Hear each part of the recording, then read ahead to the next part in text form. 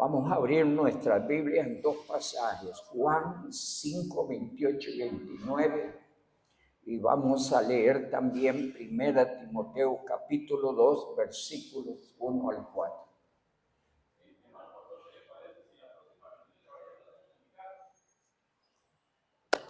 Creo que es muy rico ir ahí, es muy bonito ir ahí, hermano. Está bien, todos los varones estamos invitados.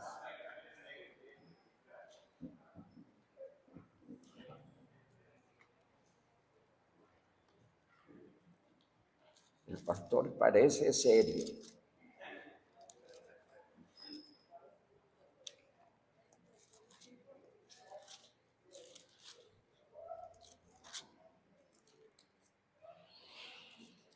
Juan 5, 28 y 29. Y luego tenemos 1 Timoteo capítulo 2, versículos 1 al 4. Leemos.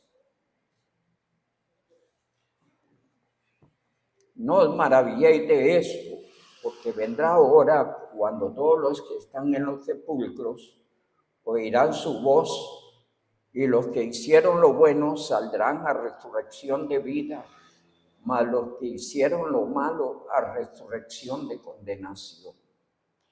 1 Timoteo capítulo 1, capítulo 2, versos 1 al 4. Exhorto ante todo a que se hagan rogativas, oraciones, peticiones y acción de gracias por todos los hombres, por los reyes, por los que están en eminencia, para que vivamos quieta y reposadamente en toda piedad y honestidad. Porque esto es bueno y agradable delante de Dios nuestro Salvador, el cual quiere que todos los hombres sean salvos y vengan al conocimiento de la verdad. Que el Señor nuestro Dios añada bendición con tu palabra. Vamos a orar. Amado Dios, agradecemos esta noche hermosa, esta gran bendición de estar aquí en tu casa, de podernos reunir para exaltar y alabar tu santo y glorioso nombre, reconocer, oh Dios, que solo tú eres Dios, y es que por tu bondad, amor y misericordia podemos estar aquí y entrar al trono de tu gracia, no confiados en nosotros, sino en la perfecta y suficiente obra de Cristo. Venimos a ti en tu nombre bendito, deseando, oh Dios, honrar tu nombre, deseando agradarte. Padre amado, en esta noche bendice a todos y cuantos nos hemos reunido aquí en tu casa. Estamos aquí, Señor, porque te necesitamos, dependemos de ti. Y necesitamos, oh Dios, que continúes perfeccionando tu obra en nosotros. Enséñenos, ilumínenos y sobre todo ayúdenos a vivir de acuerdo a los designios de tu voluntad. Por favor, bendice nuestros hogares, nuestras familias, nuestras mesas, nuestras alacenas, pero en forma especial, Señor. Queremos rogarte que aquellos nuestros que no conocen tu nombre, este año les dé la bendición a ellos de venir a Cristo y a nosotros el gozo y la bendición de poderles ver caminar contigo. Rogamos en esta noche la dirección del Espíritu Santo. Por favor, Dios, usa a tu siervo conforme a tus propósitos y hoy tu palabra corra y sea glorificada. Con acción de gracias, mi Dios, te lo pedimos en el nombre de Jesucristo. Amén. Pueden sentarse, amados hermanos. Las Sagradas Escrituras, la palabra de Dios, habla del infierno, porque Dios no quiere que nadie vaya ahí. Dios quiere persuadir y prevenir a los seres humanos a través del Evangelio para que no vayan ahí. Y es importante ver que en lo que toca a la gracia, poder y misericordia de Dios, Dios lo ha hecho todo. ¿Sí? Dios dio a su Hijo Jesucristo en favor del hombre. ¿Por qué Dios envía a su Hijo a esta tierra? Para librarnos de la condenación eterna, del peligro del infierno. Y dicen algunos pasajes que usted y yo manejamos, conocemos. Dice Juan 3:16, porque de tal manera amó Dios al mundo que ha dado a su Hijo unigénito, para que todo aquel que en él cree no se pierda, mas tenga la vida eterna. Y dice Romanos 5:8, mas Dios muestra su amor para con nosotros, en que siendo aún pecadores, Cristo murió por nosotros. Y hay un pasaje hermoso allí en Juan, capítulo 6, que describe el plan de Dios en Cristo. Es un pasaje hermoso. Dice la palabra del Señor en Juan capítulo 6, versículos 35. Jesús le dijo, yo soy el pan de vida. El que a mí viene nunca tendrá hambre, y el que en mí cree no tendrá sed jamás. Mas os he dicho que aunque me habéis visto, no creéis. Todo lo que el Padre me da vendrá a mí, y al que a mí viene no le echo fuera. Porque no he descendido del cielo para hacer mi voluntad, sino la voluntad del que me envió. Y esta es la voluntad del Padre, el que me envió, que todo lo que me diere no pierda yo nada, sino que lo resucite en el día postrero. Y esta es la voluntad del Padre que me ha enviado, que todo aquel que ve al Hijo y cree en Él tenga vida eterna, y yo lo resucite en el día postrero. Es un pasaje hermoso que describe el plan de Dios en Cristo. Dios quiere que los hombres sean salvos, y por eso muchas veces, tanto en el Antiguo como en el Nuevo Testamento, se habla del infierno. ¿Por qué? Porque Dios no quiere que nadie vaya ahí. Y en lo que a Él toca, Él ha hecho todo para que el hombre sea salvo. Hay una obra única, perfecta y suficiente hecha en la cruz. Está al alcance de todos los seres humanos, pero Dios no impone su obra. El mensaje del Evangelio es persuasivo, hace ver al hombre el estado en que se encuentra, hace ver al hombre las consecuencias del estado en que se encuentra, le hace ver la inmensidad del amor de Él, le hace ver que estuvo dispuesto a dar a su Hijo el sacrificio, y a través de Él propone el regalo de la vida eterna. Normalmente hay un hecho lógico, y es que los regalos solo se extienden. Es decir, el que da, el que propone el regalo, solo lo extiende, no lo impone. Normalmente se espera que el interesado tome ese regalo. Muchos están rechazando el regalo de Dios, y debo decir esto porque hay cosas que no puedo callar. En alguna forma son ofensivas a Dios. Acabamos de terminar el último mes del año, y es el mes tal vez donde las casas se iluminan más, se llenan de luces por todos lados, y hasta hay algarabía y bombetas por todos lados celebrando una farsa. ¿Por qué una farsa? Escúcheme bien, una farsa, porque si usted a esa gente mañana le va a predicar el Evangelio, no quieren oír de Cristo. Y mañana si les va a hablar de Dios, no quieren que les hable de Dios. Y si mañana les habla de la palabra, no quieren nada con la palabra. En todo sentido, la celebración que pretenden tener es una farsa.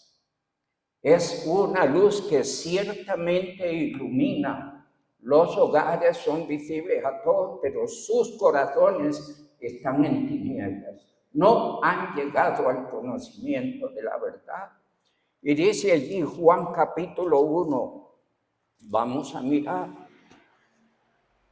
Juan capítulo 1, dice la palabra del Señor, hablando de Juan el Bautista, vino por testimonio, verso 7, para que diese testimonio de la luz, a fin de que todos creyeran en él, en Cristo. No era él la luz, sino para que diese testimonio de la luz, verso 9, a aquella luz verdadera que alumbra a todo hombre. Venía a este mundo, en el mundo estaba y el mundo por él fue hecho, pero el mundo no le conoció. ¿Está bien? Y saben una cosa, esta celebración es una celebración de comilonas, entre comillas, de reuniones familiares, tiempo de licores y cosas como esas. Es todo un engaño.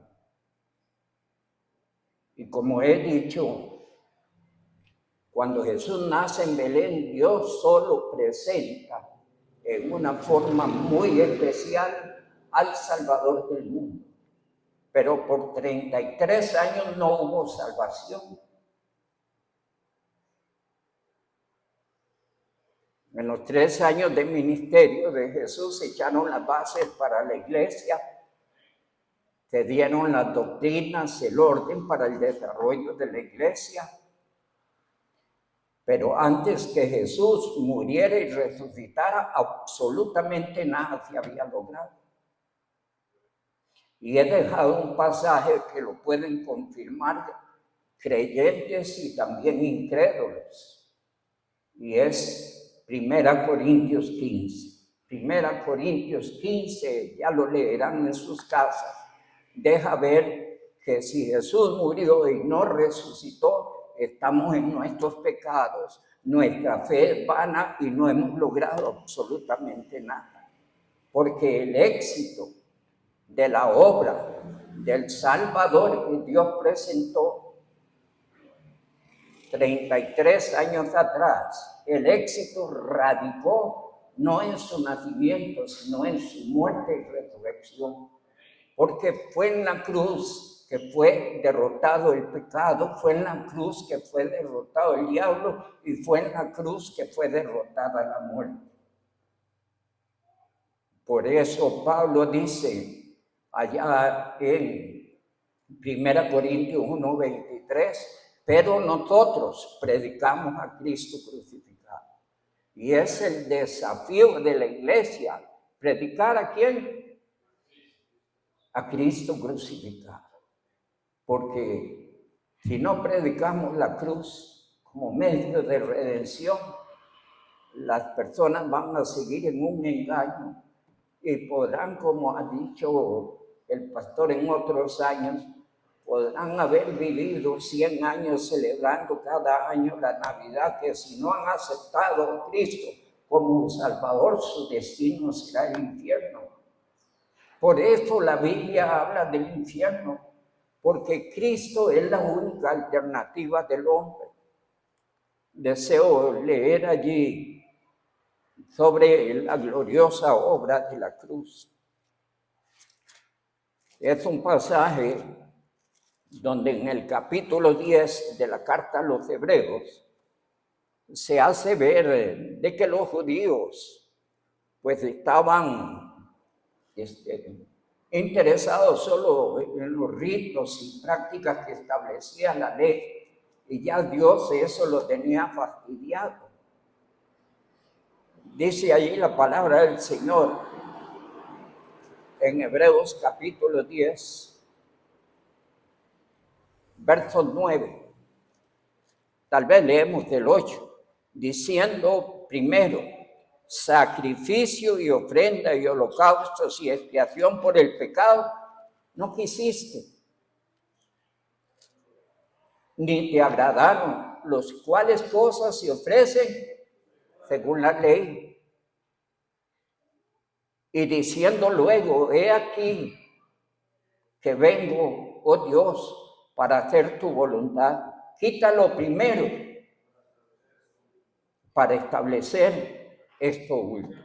Amén. Y dice el verso 10, y en esta voluntad somos santificados mediante el nacimiento del Hijo de Dios en Belén. No, ahí dice la palabra mediante la ofrenda del cuerpo de Jesucristo hecha una vez para siempre. Eso leemos. Amén. Por eso me gusta que ustedes me sigan en la Biblia. Porque si alguien me sigue en la Biblia puede constatar que Dios lo enseña en su palabra. Pero si alguien no lee la Biblia, entonces va a decir, el pastor dijo, y le resbalará lo que el pastor dijo. Pero si lo puede leer, entonces póngalo en su corazón.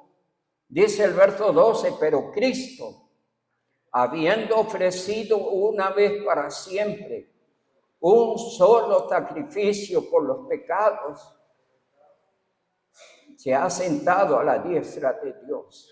Y dice el 14, con una sola ofrenda hizo perfectos para siempre a los santificados. Nadie que no reconozca que Jesús fue a la cruz en su lugar, que Jesús recibió el juicio y el castigo que él merecía por sus pecados, puede celebrar 1000 navidades, pero no será salvo. Tiene que reconocer que Jesús fue a la cruz por él y tiene la responsabilidad de aceptar y reconocer a Jesucristo como Salvador si quiere ser salvo. Si quiere ser un religioso más, siga las prácticas religiosas y no tiene problemas, pero el final será el infierno. Así es sencillo. Mas dice la palabra en el verso 15, y esto nos atestigua lo mismo el Espíritu Santo. Después de haber dicho, este es el pacto que haré con ellos después de aquellos días, dice el Señor, pondré mis leyes en sus corazones y en sus mentes las escribiré. Amén. Cuando alguien viene a Cristo, empieza a recibir de Dios directamente la palabra en su mente y en su corazón. Y dice más el verso 18, pues donde hay remisión de esto ya no hay más ofrenda por el pecado. ¿Qué nos dice eso? La obra de Cristo es única, es perfecta y es suficiente. Y dice el 19, así que hermanos, teniendo libertad para entrar al lugar santísimo, ¿por qué medio? Por el nacimiento del niño Jesús en Belén. No, eso fue una parte muy importante. Dios presentó al Salvador del mundo, pero la salvación se ejecutó en el tiempo que Dios estableció y en la forma que Dios estableció. Se estableció a partir de los 30 el tiempo de empezar a predicar el evangelio del reino de Dios, y no fue sino hasta la cruz que se consumó el hecho glorioso de la salvación. Allí hay una frase final hermosa, donde él, antes de entregar su espíritu, dijo, consumado es. La obra estaba perfectamente terminada en nuestro favor.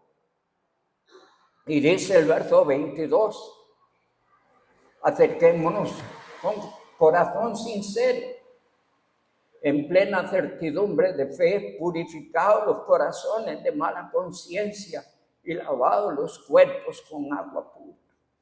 Así es que podemos acercarnos de qué manera a Cristo, confiadamente. La misma idea está en Hebreos 4 y versículo 14. Acerquémonos confiadamente al trono de la gracia, Cristo nos abrió el acceso al trono de la gracia. ¿Cómo abrió el acceso al trono de la gracia? ¿En el nacimiento en Belén? No. Abrió el acceso al trono de la gracia cuando entregó su vida en sacrificio en la cruz del Calvario.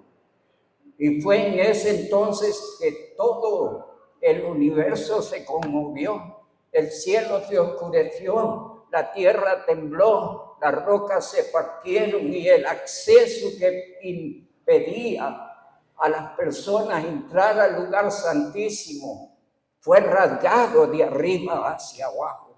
Y en Cristo quedó abierto el acceso al trono de la gracia para todo aquel que le recibe y le conoce como su Salvador personal. Es a través de la cruz que el hombre es librado del peligro de la condenación.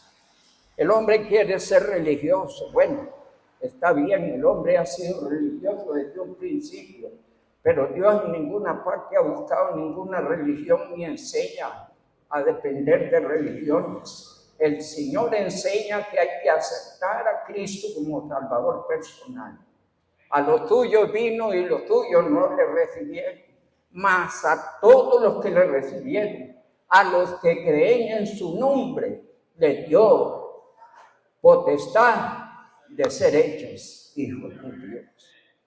Y amados hermanos, Dios ha hecho todo lo necesario para que el hombre sea salvo. Pero los hombres amaron más las tinieblas que la luz.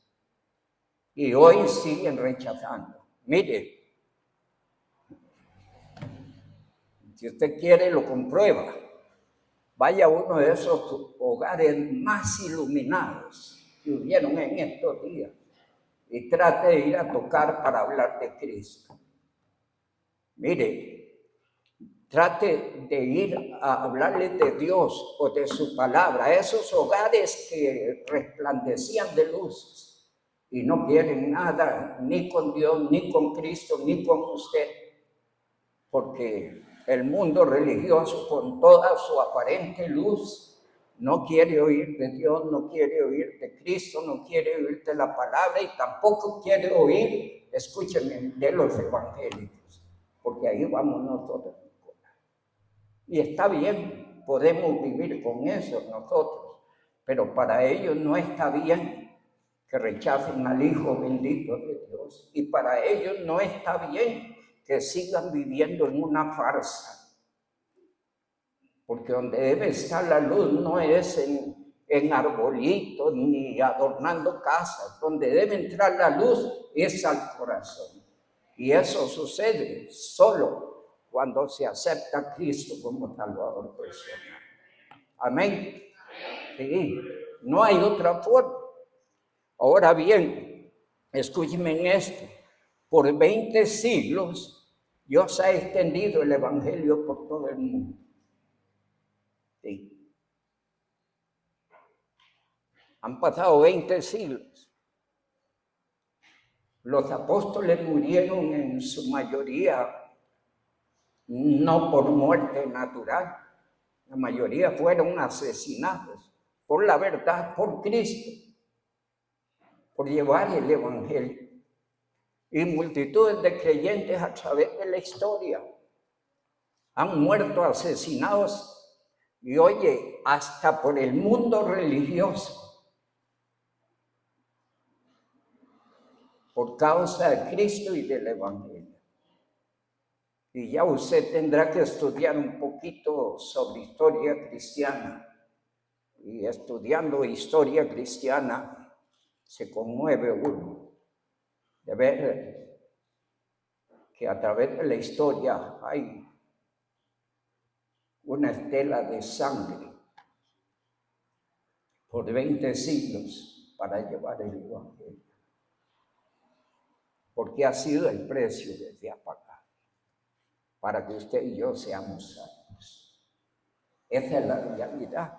20 siglos Dios ha extendido el evangelio dándole orden a la iglesia. Vamos allí a Marcos, por favor, capítulo 16.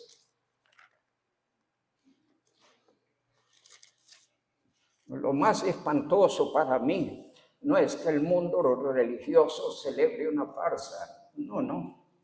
Ellos son ciegos, no ven, no entienden. Y se han aferrado a un poder religioso dominante, que a todas luces no lleva sino al infierno. Lo que más me espanta a mí es que pastores, iglesias y creyentes sigan en ese juego. ¿Sabe por qué eso me espanta?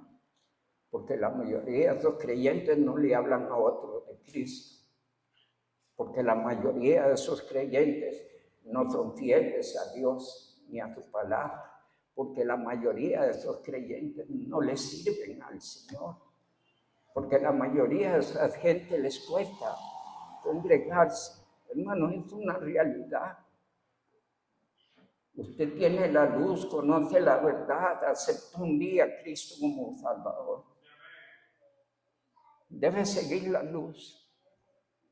Antes de leer Marcos, voy a llevarlos a Juan capítulo 8, versículo 12. Y en el capítulo 12 también vamos a leer el verso 46. Pero dice Juan 8:12, otra vez Jesús les habló diciendo, yo soy la luz del mundo. El que me sigue no andará en tinieblas, sino que ¿qué? Que tendrá la luz de la vida. ¿Dónde? En Él. Y no un día específico. 365 días por año y a partir de Cristo por los años que tenga.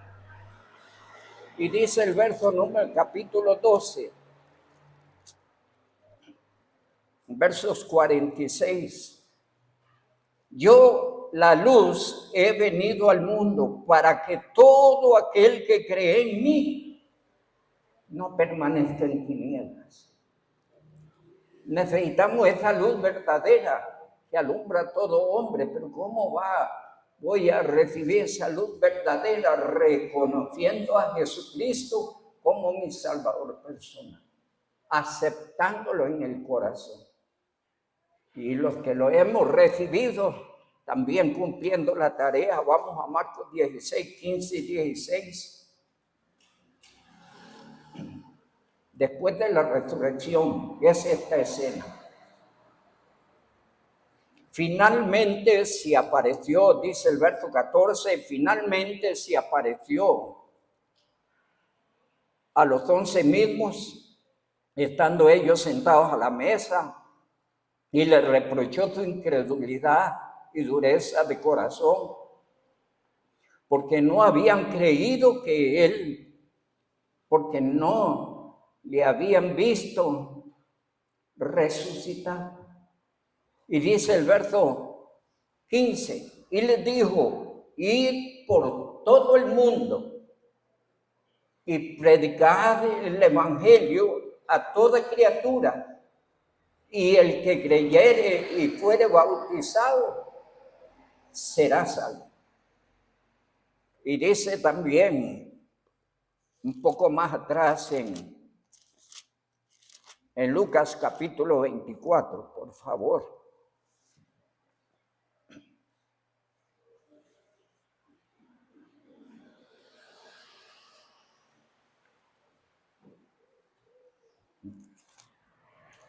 No se me parecía. Lucas 24,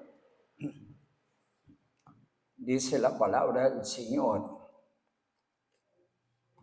46 al 48. Y le dijo, así está escrito, y así fue necesario que el Cristo padeciese y resucitase de los muertos al tercer día, y que se predicase en su nombre el arrepentimiento y el perdón de pecados a todas las naciones, comenzando desde Jerusalén. Y subráyeme el 48. Y vosotros sois testigos de estas cosas. Todo el que ha recibido a Cristo hoy es un testigo de Cristo. Pero un testigo, ¿para qué? para predicar la obra de la cruz, porque es en la obra de la cruz que el hombre alcanza salvación. Y así lo estamos viendo en la palabra. La palabra del Señor dice allí en Romanos capítulo 1.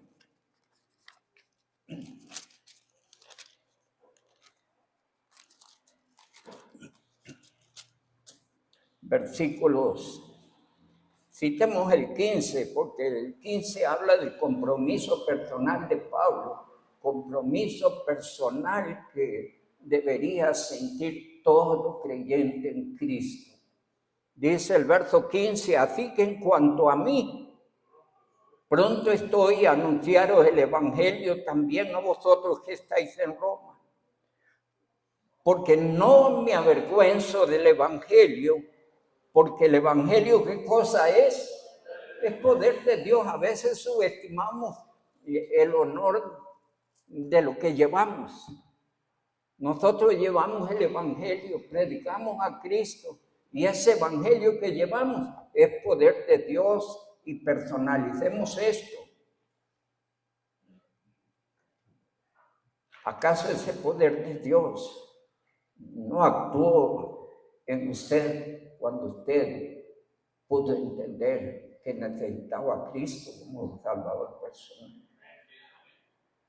Y yo sé que usted no es perfecto, ni el pastor que está frente, pero yo sé una cosa, y es que Cristo cambió su vida, y usted es mejor, y hoy está bajo el cuidado y tutela del Espíritu Santo, y Él trabaja en su vida, en cada uno de nosotros a través de este santo libro, y el que empezó la buena obra en vosotros la perfeccionará hasta el día de Cristo. Así enseña la palabra, amén. Entonces, el evangelio es poder de Dios, hermano. Cuando usted lleva el evangelio, está trasladando el poder de Dios que puede cambiar vidas, que puede cambiar corazones, que puede rescatar almas de la esclavitud de Satanás, que puede traer almas a Cristo. No debemos subestimar el evangelio. Hay algunos que dicen, pero yo qué digo, solo diga lo que Cristo hizo en su vida. Hable de quién es Cristo, lo que puede hacer, y Dios respaldará eso, y el poder de Dios se manifestará a través de eso. El poder no está en nosotros. ¿Qué puedo decir yo? Pero yo sé que Dios puede hacer cosas increíbles. Y usted, hermano, usted es un testimonio visible para la gloria de nuestro Dios en Cristo Jesús. Así es que la palabra del Señor nos muestra ahí que el evangelio es poder de Dios para salvación a todo aquel que cree, al judío primeramente y también al griego, porque en el evangelio la justicia de Dios se revela por fe y para fe. ¿Qué significa? Cuando alguien viene a Cristo, la justicia de Dios se manifiesta en él. ¿En qué sentido? En la persona de Cristo juzgando y castigando sus pecados, pero también en la obra de Cristo justificándole a usted, reconciliándole con Dios, haciéndole santo por la obra gloriosa de Cristo. Amén. Y dice la palabra, porque en el evangelio la justicia de Dios se revela por fe y para fe, como está escrito. Y ese para fe, ¿qué significa? Para una vida diferente, para una vida en la voluntad de Dios, para una vida nueva, para una vida donde se sigue a Cristo para siempre. Y dice al final del texto, mas el justo por la fe vivirá. Y aquí, y esto nos enseña, amados hermanos, que la salvación Dios la da a través de un hecho tan sencillo, pero tan importante, y es que la salvación de Dios viene a través de una confesión de fe. Sí, amén. Vámonos a Romanos. Romanos es un pasaje hermoso. capítulo 10. Empieza en el verso 8, porque todo empieza con la palabra de Dios. El Evangelio lleva la voluntad de la palabra de Dios a las vidas. Dice el verso 8, más que dice, cerca de ti está la palabra, y en tu boca y en tu corazón, y esta es la palabra de fe que predicamos. ¿Qué cosa? Que si confesares con tu boca que Jesús es el Señor, y creyeres en tu corazón que Dios le levantó de los muertos, serás salvo. Y aquí un detalle. Dice la palabra, porque con el corazón, los versos 9, y creyeres en tu corazón que Dios le hizo nacer en Belén, como dice allí, no, hermanos, detallemos, porque necesitamos puntualizar la efectividad de la obra gloriosa de la cruz. Dice la palabra, y creyeres en tu corazón que Dios le levantó de los muertos, serás salvo. Amén. Y dice el verso 10, porque con el corazón se cree. El diablo ha engañado al mundo religioso. Y entonces las celebraciones y las prácticas le hacen creer que ellos creen. No, ellos saben y practican un ritualismo anual. Creer es más sublime, más glorioso. Entraña aceptar a Cristo en el corazón, darle a Cristo el corazón. Dice Apocalipsis 3:20, he aquí yo estoy a la puerta y llamo. Si alguno abre la puerta, entraré a él, cenaré con él y él conmigo. Iniciará una vida de relación con Dios. ¿Cuándo? Cuando el hombre le abre el corazón a Jesucristo. No cuanto sepa de Cristo. Le aseguro que el 90% de la población mundial sabe que Jesús nació en Belén, que es hijo de María, que es el Salvador del mundo. ¿Y en qué cambia eso sus vidas? La vida cambia cuando se recibe a Cristo como Salvador personal.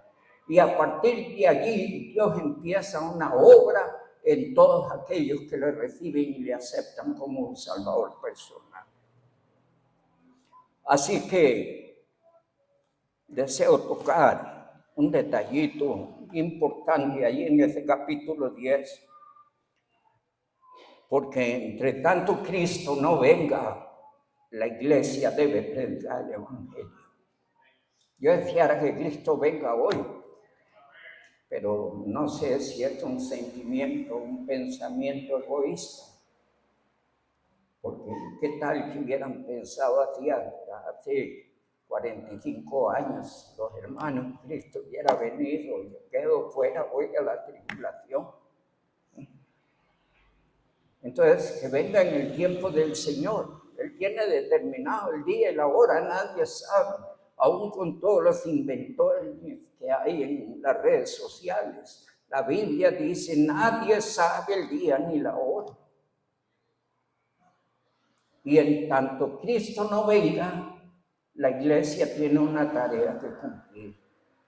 Dice el capítulo 10. Leamos el verso 11, pues la Escritura dice, todo aquel que en él creyere no será avergonzado. Y dice el 13, porque todo aquel que invocar el nombre del Señor será salvo. Pero ahora viene nuestra parte, empieza una serie de preguntas reflexivas. Dice el verso número 14, ¿cómo pues invocarán a aquel en el cual no han creído? ¿Cómo puede alguien invocar a Jesucristo si no ha creído? Pero hay otra pregunta más allí, ¿y cómo creerán en aquel de quien qué cosa no han oído? Y otra pregunta más, ¿y cómo irán sin haber quien les predique? Entonces, volvamos el texto del final hacia el principio. por favor. Uno, debe haber quien le predique para que ellos puedan oír y para que ellos puedan oír. Y esa tarea es nuestra, dice el 15. ¿Y cómo predicarán si no fueren enviados? Dios es mi testigo. Uno de los desafíos que asumí desde que inicié el ministerio, va a ser 39 años, Dios es mi testigo. Hasta allí, esta iglesia no predicaba el evangelio. Y yo sentí un peso profundo en mi corazón de empezar trabajando sobre la iglesia en este sentido. Y desde los orígenes de mi ministerio, por la gracia de Dios, la iglesia ha sido enviada. Y por la gracia del Señor en el trabajo que ha hecho la iglesia, el Señor nos ha permitido ver fruto para su gloria. Pero ese trabajo no ha terminado. Y yo quiero recordar en lo que toca a este siervo. Yo no sé si Cristo viene y nos vamos todos, o si yo me voy y otro viene en lugar mío, no sé cómo Dios lo determine, pero consta. Siempre he enviado a la iglesia a predicar el evangelio. Hubo tiempos en que conmigo caminaban los chiquitos, en que con nosotros andaban jóvenes, mujeres y varones. Anduvimos por todos lados predicando el evangelio. Ya a mí los años me han alcanzado. Y hay veces para bajar las gradas me duelen las rodillas.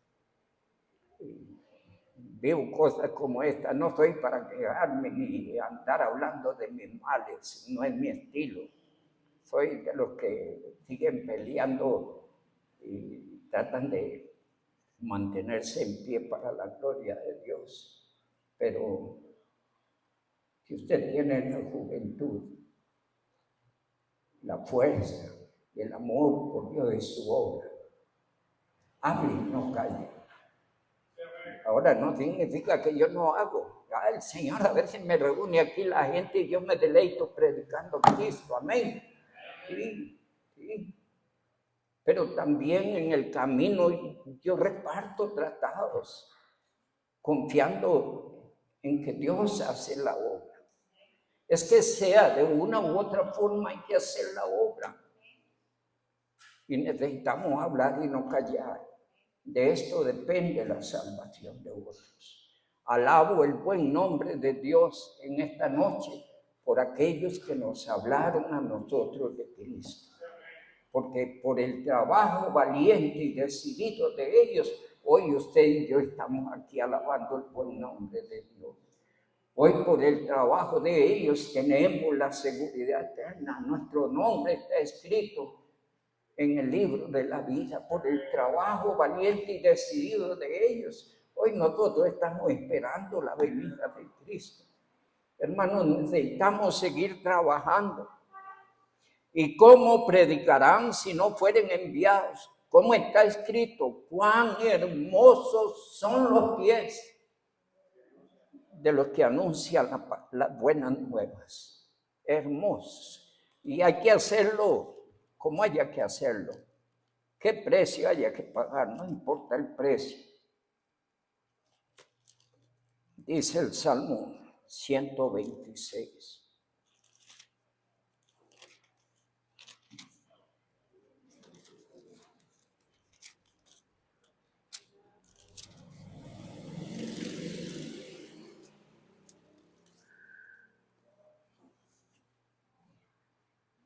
Verso 6, verso 5. Los que sembraron con lágrimas, con regocijo segará. Irá andando y llorando el que lleva la preciosa semilla, mas volverá a venir con regocijo, trayendo su gavilla. Hay cosecha. La Biblia dice: el trabajo en el Señor no es en vano. Tal vez usted y yo no veamos los frutos, no nos demos cuenta de los frutos. Pero un día yo no sé si el Señor dirá, por el trabajo suyo, esos vinieron a Cristo. No sé, Dios sabrá. Quiero leer un pasaje más ahí en Proverbios. Mire, ya ese reloj que va, no me gusta el reloj.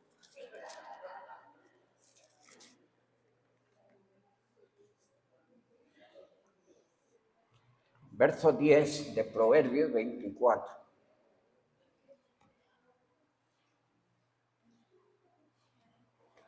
Amén, lo tienen, anoten escrituras. Pues usted vino para oír la palabra de Dios, amén. Y esta es palabra de Dios para usted, no para el que está a la par, ni para el vecino, ni para el que no vino.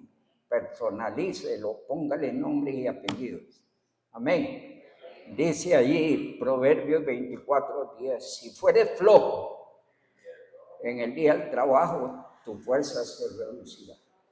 Tratemos de analizar ligeramente esto, aunque el tiempo se fue, podemos predicarlo. No hay refrigerio, ¿verdad? Lo que olía era allí. Bueno, pero está bien. Mire, trate usted de aflojar espiritualmente y a ver cómo le va después. De repente usted era animado, interesado, forzado, así, predicaba. Y lo dejó hacer y después ya no tiene ni el ánimo, ni la fuerza, ni el valor para seguirlo. No deje que eso caiga. Se aconseja en este caso a las personas que vamos alcanzando alguna edad, y es que nos mantengamos activos, porque si no nos vamos a deteriorar. El Señor está hablando en sentido espiritual. Yo hice una mala ilustración, ¿verdad? Pero dice allí, si fueres flojo en el día del trabajo, tu fuerza se reducirá. 11, subraye, libra a los que son llevados a la muerte.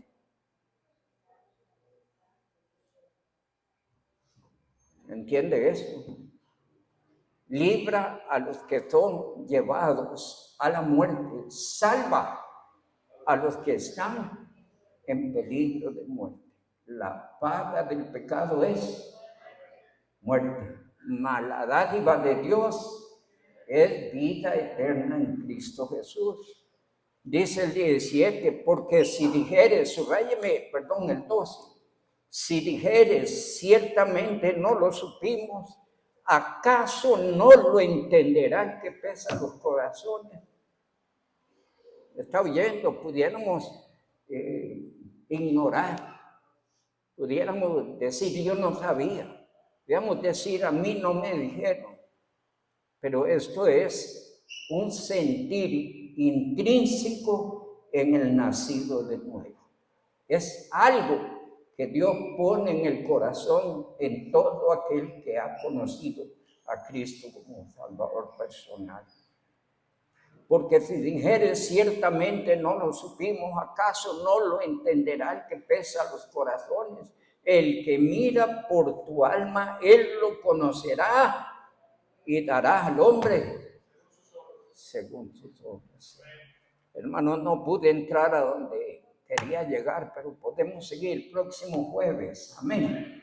Sí, pero por favor entiéndame esto. El propósito de Dios en las Escrituras al hablar del infierno es para librar que la gente vayan ahí. Dios no quiere que nadie vaya al infierno. Por eso dio a su Hijo bendito en sacrificio, donde Jesús hizo una obra única, perfecta y suficiente para que todo aquel que en Él cree no se pierda, mas tenga vida eterna. La obra está hecha. Nuestra tarea es predicar el Evangelio mientras nos vamos gozando todos los días y dándole la gloria a Dios por haber tenido misericordia de nosotros. Pero que esa misericordia de Dios en usted no sea un trabajo en vano.